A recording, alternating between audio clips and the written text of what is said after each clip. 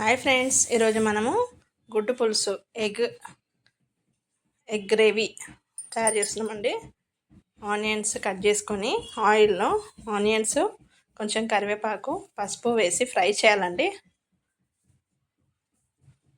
ఇది ఆయిల్లోనే ఉడికిపోవాలి. ఉల్లిపాయలు లేదనుకో బాగుండదు టేస్ట్. అల్లం వెల్లిపాయ పేస్ట్ ఫ్రెష్ది వేసుకోవాలి. కలుపుతూ ఉండాలి. మూత పెట్టి ఉడికించాలి. ఆనియన్స్ అన్నీ ఉడికాక కారం ఉప్పు వేసుకోవాలి. కారం ఎక్కువ పడుతుందండి, ఉప్పు తగినంత వేసుకోవాలి. మళ్ళీ ఒక 5 to 10 minutes ఉడికించాలి. తర్వాత 2-3 టమాటాలు వేసుకోవాలి. టమాటాలు మగ్గించాక మూత పెట్టి కొద్దిగా ఉడికాక చింతపండు పులుసు వేసుకోవాలండి.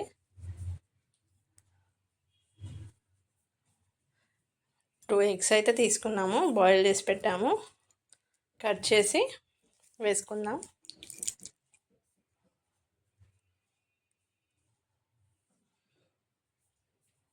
పులుపు కారం అన్నీ కరెక్ట్గా చూసుకోండి. లైట్గా చక్కెర వేసుకోండి.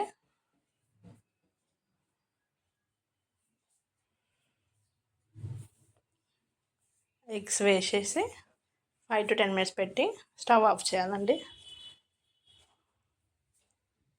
కొద్దిగా కొత్తిమీరతోనే లాస్ట్కి గార్నిష్ చేసుకుంటే ఎంతో టేస్టీ ఎగ్ పులుసు అయితే రెడీ అవుతుందండి.